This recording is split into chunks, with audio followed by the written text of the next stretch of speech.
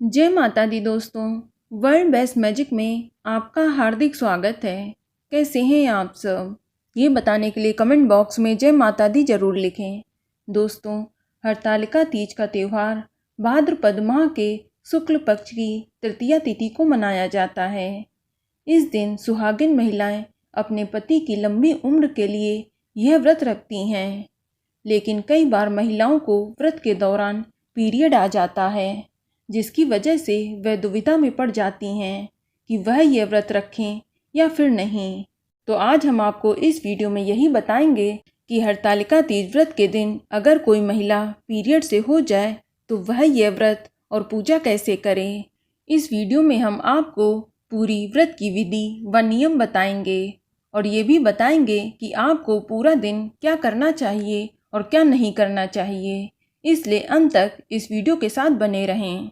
लेकिन अगर अभी तक आपने हमारे चैनल वर्ल्ड बेस्ट मैजिक को सब्सक्राइब नहीं किया है तो जल्दी से सब्सक्राइब करके बेल आइकन दबा दें। साथ ही इस वीडियो को लाइक करें और ज़्यादा से ज़्यादा शेयर करें। तो आइए शुरू करते हैं।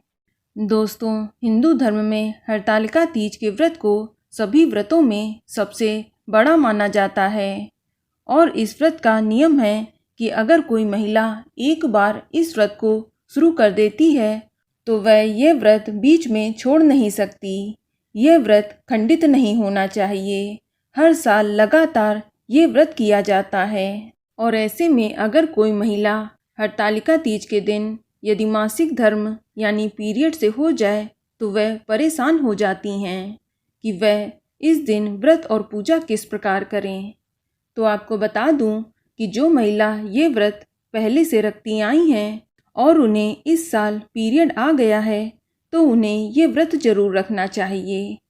लेकिन जो महिला इस साल से ही हरतालिका तीज व्रत को स्टार्ट करना चाहती हैं, यानी कि वह पहली बार इस व्रत को रख रही हैं और उन्हें अगर पीरियड आ जाए तो उनके लिए बता देती हूँ कि फिर आपको इस स्थिति में इस साल हरतालिका तीज का व्रत शुरू नहीं करना चाहिए।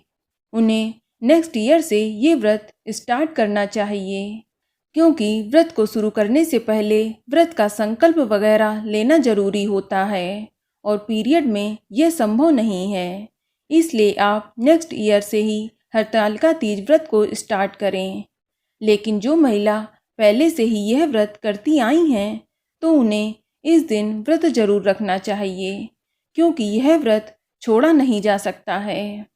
अब कुछ महिलाओं के मन में दुविधा होती है कि आखिर उन्हें पीरियड में कितने दिनों तक पूजा नहीं करना चाहिए, क्योंकि कुछ महिलाएं पहले से ही पीरियड में हो सकती हैं और हरतालिका तीज वाले दिन उनका दूसरा, तीसरा, चौथा, पांचवा या सातवां दिन हो सकता है।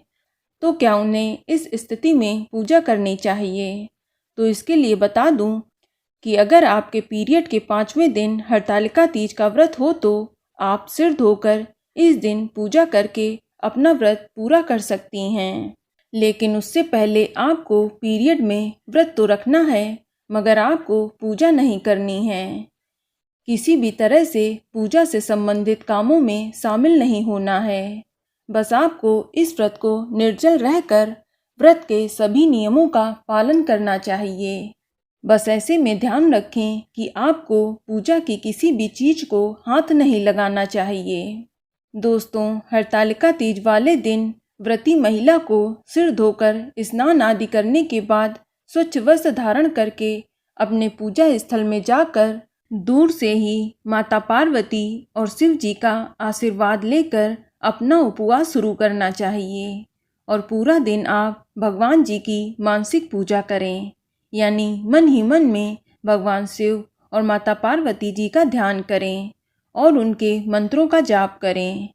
और रही बात हरतालिका तीज की पूजा की, तो आप चाहें तो अपनी पूजा किसी ब्राह्मण से भी करवा सकती हैं, या फिर अगर आपके घर में कोई दूसरी लेडीज हो तो आप अपनी पूजा उनसे भी करवा सकती हैं। और यदि आपके घर में कोई अन्य महिला नहीं है तो यह पूजा आप अपने पति से भी करवा सकती हैं। बस ध्यान रखें कि पीरियड में महिला को ना तो भगवान शिव और माता पार्वती के लिए भोग प्रसाद बनाना है और ना ही उनकी मूर्तियों को हाथ लगाना चाहिए। आप पूजा से संबंधित किसी भी काम में शामिल ना हों, बस दूर से ही उन्हें बताते जाएं। जैसे जैसे आप पूजा करती हैं वैसे वैसे आप उनसे पूजा करवा सकती हैं। और प्रदोष काल में जब आप हरतालिका तीज की पूजा करवाएं तो आपको हर साल की तरह स्नान करके, और यदि आपने सुबह बाल नहीं धोए हैं तो शाम को सिर धोकर नहाकर नए वस्त्र पहनने चाहिए और अच्छे से 16 श्रृंगार करके तैयार होना चाहिए और अपनी पूजा विधि पूर्वक से ही करवानी चाहिए। और ध्यान रखें कि दूर रहकर भी आपको पूजा में शामिल रहना है, क्योंकि यह पूजा आपकी है। ये ना करें कि आप किसी दूसरे काम में बिजी हो जाएं। और पूजा होने के बाद रात्रि जागरण भी जरूर करें, क्योंकि हरतालिका तीज में रात्रि जागरण करना बेहद ज़रूरी है। इसका विशेष महत्व है, इसलिए आपको दूर रहकर ही रात्रि जागरण करना है और भजन कीर्तन भी करना है। फिर अगले दिन सुबह वाली पूजा करवाने के बाद आप दान दक्षिणा भी जरूर करें। तो इस साल आप स्वयं दान दक्षिणा ना करें, दान दक्षिणा आप अपने पति से करवा लें। और यदि किसी कारणवश पति साथ में ना हो या कहीं बाहर गए हों, तभी आप किसी दूसरी महिला से दान दक्षिणा करवाएं। अगर आपके पति आपके पास हैं तो दान दक्षिणा उन्हीं से करवाएं, क्योंकि जो अपने हाथ से दान देता है लाभ भी उसी को मिलता है। इसीलिए अपने पति से ही दान करवाएं, क्योंकि पति पत्नी एक ही होते हैं। तो इस तरह से आपका हरतालिका तीज का व्रत और पूजा कंप्लीट हो जाएगी बिना किसी प्रॉब्लम के, और भगवान शिव और माता पार्वती जी का आशीर्वाद भी आपको अवश्य ही मिलेगा। तो दोस्तों, ये जानकारी आपको अच्छी लगी तो कमेंट में जय माता दी जरूर लिखें, और अगर आपका कोई सवाल हो तो उसे कमेंट बॉक्स में अवश्य पूछ लें। और इस वीडियो को लाइक करें, शेयर करें और साथ ही साथ चैनल को सब्सक्राइब करें। धन्यवाद।